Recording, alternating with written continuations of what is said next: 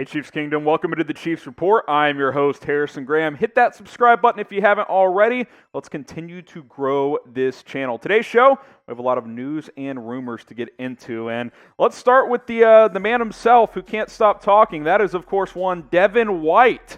The Buccaneers linebacker continues to go on, these media tours and keeps talking about the Super Bowl. He just can't let it go. White is still running his mouth about it, the big game at this point. He said, "We knew they were a cocky team. They played right into our hands." Dude, the Super Bowl happened 10 days ago. I feel like at this point it's like, hey, you celebrated, congrats. You earn the right to say and do those things, but isn't it time to move on at this point? I don't know. Maybe it's just me. Here's what Devin White had to say. They were the #1 offense in the entire National Football League, but the thing is, we knew that they couldn't block us. We knew our front four was going to dominate them, so they did us a favor. They played right into our hands. Well, Devin White, I'm not sure if you're aware of this situation, but the Chiefs basically had no starting offensive linemen. Now, maybe that's what he's saying when he says we knew they couldn't block us. Well, yeah, they couldn't block you because they had no one to block you, right? You got a bunch of backups. You got a bunch of fringe NFL players playing up front. It's not a complete excuse. The Chiefs didn't play well. They didn't play that well on defense. They deserved to lose, and the Bucs deserved to win. But at the end of the day, there were contributing factors to why Kansas City got beat the way they did. Just look back to Week 12, and even then the Chiefs weren't fully healthy, but they were more healthy. Chiefs put up 543 yards. They had no hope of stopping this cocky team that supposedly played right into their hands. Injuries were a factor. We all know that. Devin White can say what he wants. He can do what he wants. That's the beauty of this nation, freedom of speech. But you know what?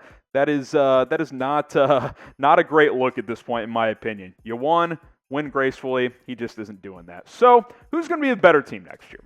I want to know from you guys because I want to see a rematch. Better team next year. Type KC for the Chiefs.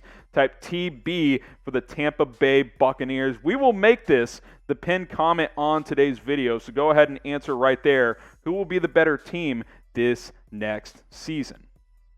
And I wanted to tell you guys a quick story. Heading into the Super Bowl, my wife, she is a teacher, middle school teacher, and one of her students wrote her this because he made a little bet with his dad, and I kind of encouraged him to do it because I was confident the Chiefs would win. He made a bet with his dad that if he wins, he would get a couple of new games for his gaming PC. If he lost, his dad would take his gaming PC away for a couple of weeks. Obviously, they lost. He wrote this note recently, so I thought I'd share it with you guys. He drew the "we lost" there and the Chiefs logo as well. It says, "Miss Graham told me you edit for the Chiefs. You should have called Patrick Mahomes to call me, and I would have gave him hype to win the Super Bowl." From Nathan. Nathan, I apologize that I gave you advice that the Chiefs would win. You got to stick with your team. I hope you're a big Chiefs fan out there. I was wrong. I'm sorry I was wrong. You can tweet at me at HGrahamNFL. I was wrong on this one. I thought Kansas City would get it done. I hope you got your console back soon. I hope you're staying warm. For those of you who don't know, it's cold as hell in Texas, and a lot of people are without power. So Nathan and the rest of you watching in Texas, I hope you guys are able to stay warm. And I hope you get back to playing soon because, I was wrong on this one. The Chiefs not close to winning the Super Bowl. Also, want to thank you guys. We crossed 14,000 subscribers. We're the most interactive Chiefs YouTube channel. How many channels out there are sharing stories like that from other Chiefs fans? We like to keep it fun. We like to keep it loose. Appreciate everybody who has subscribed. Let's get to 15,000 as soon as possible. That is the next milestone here on the Kansas City Chiefs Report. It's 100% free. Appreciate everybody who has subscribed already. All right, let's get to our next story here. How about Willie Gay? Could he be a breakout candidate for next season? I think so. He certainly flashed some as a rookie. As you guys know, when we saw him, he played pretty well, but the Chiefs just didn't play him a ton for whatever reason. Obviously, he finished the season with an ankle injury, which when he was starting to play more, so that maybe could have slowed some things. I think he's in line for a bigger role next season. Damien Wilson's a free agent. We'll see if he returns, but if not, Willie Gay should get more opportunities.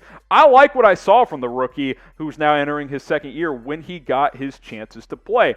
I'm expecting big big things from this kid moving forward. I do think he can be a breakout candidate in the 2021 NFL season. And in fact, I'm expecting him to break out. I'm expecting Willie Gay Jr. to make a big leap next year. Coming out of college, didn't play a ton, had some off-field issues, but always had that raw, untapped potential.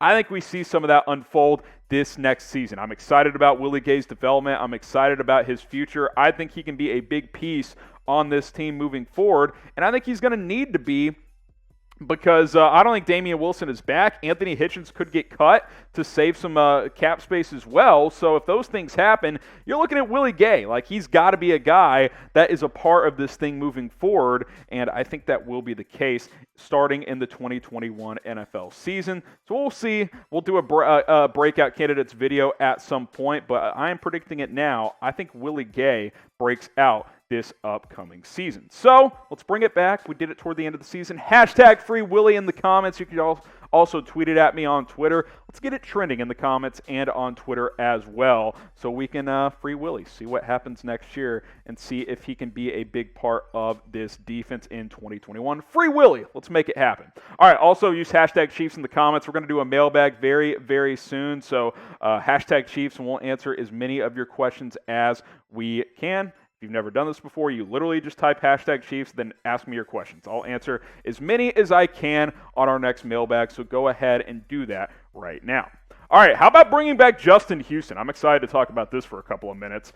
Set to be a free agent after 2 years with the Indianapolis Colts. Obviously, Kansas City moved on after 8 seasons with Houston. It decided to go in a different direction. He showed that he definitely has plenty left in the tank. 19 sacks in his 2 seasons with the Indianapolis Colts. Last year, still had 8 sacks, 10 tackles for loss, a forced fumble. Justin Houston is still a good pass rusher, and the Chiefs could use some extra pass rush help. That is just the truth. That is something we've talked about over the last few days.